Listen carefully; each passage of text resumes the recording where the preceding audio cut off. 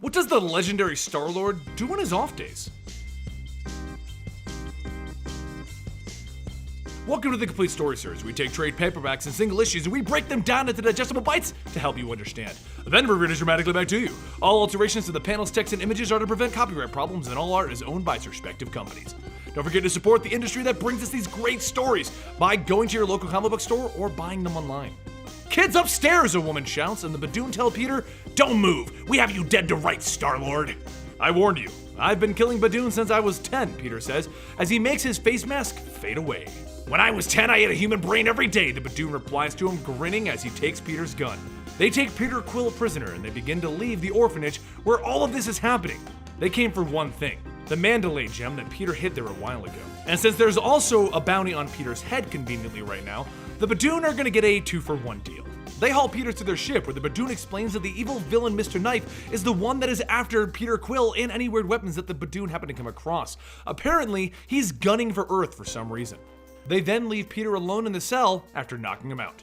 When he comes to, he kicks off the communicator that he's hidden in his boot and he dials up the greatest girl in the galaxy, Kitty Pryde. He calls to make sure that Earth is okay because if Mr. Knife is gunning for Earth, did he miss something? And once he finds out it is, they have a little bit of small talk until the guard comes down to see who Peter's talking to. Kitty snaps, "Are you calling me for prison?" But the guard walks in and Peter introduces them. "Kitty, meet Thumbnail. Thumbnail, meet Kitty." "Thumbnail hate cutie talk." So Peter jumps up, blasting Thumbnail with his rocket boots, throwing him out of the cell. He then makes his way out of the jail cell and through the ship, where he grabs the Mandalay gem and blows a hole in the side of the ship, before making his epic getaway into space using his face mask. He then travels back to Earth where he drops off his life savings with the orphanage. He didn't tell them that it was his, he told them that he sold the Mandalay gem, but he had to make it up to them. He then takes off for space devising his next plan, only to be stopped by another ship. A woman gets out of this one and demands that he come with them, by the order of Captain Victoria, the daughter of the former Emperor Jason Spartax. Wait, Peter thinks, I have a sister? You see, Peter is also the son of Jason of Spartax. She brings him onto their ship, where once again he finds himself in handcuffs. There is a mighty bounty on Peter's head, and she intends to collect on it for the sake of Spartax. Peter tries to play the family card, which honestly didn't work too well, so then he convinces her to go along with a plan of his by convincing her that there's more money to be made with his plan than turning him in. So Victoria brings Peter to the bounty hunter, and they prepare to turn him in. But just when she's about to collect her reward, she betrays the guards, and Peter breaks his cuffs, grabbing the bounty guy hostage. Peter then tells them to transfer all of the money that's in the vault into his account. Well, the rest of the Vinderdoom guards are a tad unhappy that they're about to be out of a job, and they open fire on Peter and Victoria. Epic maneuvers happen, and the two of them manage to get off of the planet. And as they prepare to leave, Peter leaves his sister with all of their earnings. She'll use it for the good of their people, the people of Spartax. But she asks him, why leave it all? And why does he seem to have a death wish? So Peter finally explains what he's doing. You see, Peter was trapped in the Cancerverse with Richard Rider and Thanos. When he and Thanos got out, they made a pact not to fight each other for a while, and that was Peter's mistake. Thanos has been running free out there, making problems and killing thousands, and he feels that he is to blame because he can't stop Thanos. So he doesn't want the money that they just earned. He's gonna go after Thanos. He assumes that he won't be back. After leaving his sister and her wishing him luck, he went to a bar where a pretty lady tased him to bring him in for the bounty that the Badoon have on him again.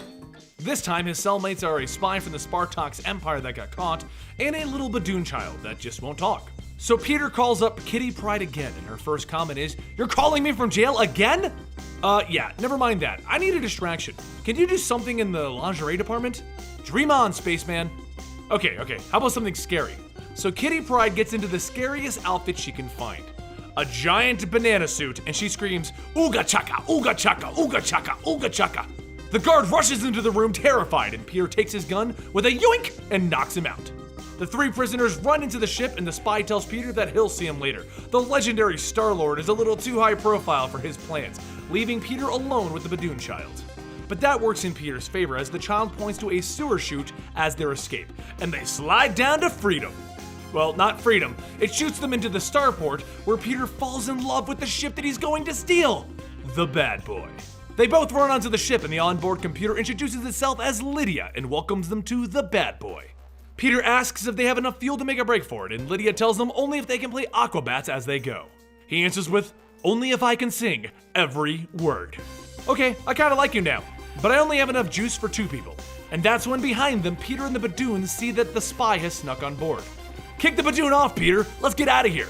Peter and the Badoon child both look at the spy, and then they kick him off the ship singing, "We were super rad!"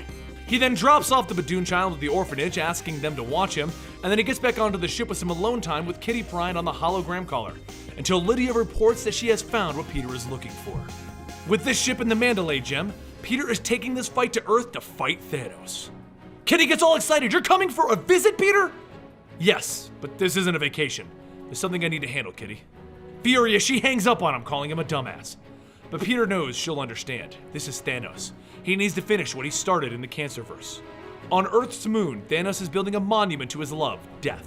But Peter Quill comes rocketing in full force, and he slams Thanos into the planet, knocking him back. "Quill, you're late. Our truce has been up for quite some time. And you've been busy doing some bad things. Very bad things. Thanos things. I'm surprised that you're surprised. You really went to town while my hands are tied, didn't you, Thanos? Well, the party's over." "Oh, is it?" Thanos says as he blasts the spot Peter was standing at. But Peter has a secret weapon, the Mandalay gem, and it's granting him insane amounts of power as he rockets through the explosion to Thanos' surprise. "You've got it, big boy, and I'm gonna make you pay for everything you did." Thanos grabs Peter by the back of the head and he slams him into his knee, causing Peter's nose to bleed. "Ouch! My nose! My mother gave me this nose!" They go back and forth for a few seconds until Thanos grabs the gem off of Peter's chest. "This gem is celestial technology. You have no idea what you are doing." But he reels back in pain as the crystal refuses to leave Peter. "I don't know, Thanos. You tell me. Does it feel like I know what I'm doing?" And he bombards Thanos with the power of the gem. He then leaps onto Thanos, ready to finish this. And Thanos grins. "If you destroy me here, this moon will be destroyed. And if this moon dies, the Earth dies. Will you make the Earth pay for the price of your guilt?" Peter stands up and he walks away.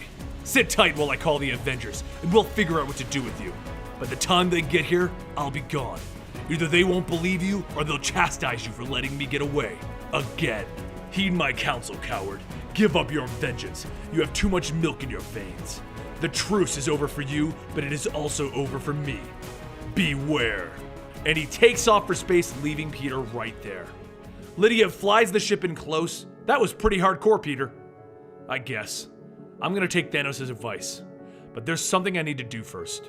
Meanwhile on Earth, Kitty is debating if she should end this with Peter. He's cute and all, but he seems so shady. That's when the young Iceman comes running in to tell her that someone wrote a message in the snow. While Peter still has some things to do, he did take some time to lay some flowers in the snow, spelling, "Kitty, I'm sorry, XOXO, dumbass." He even misspelled sorry. She smiled looking at it. Peter and Kitty did work things out, because they're gonna need to for their next adventure, which is going to involve the next thing that Peter's trying to track down, the Black Vortex. We'll be getting to the Black Vortex eventually during the month of October, but that's where this story goes. I hope you guys enjoyed Peter Quill, because honestly, I love the Guardians of the Galaxy, and I love every member of them. I'll see you guys next time, right here at Comicstorian.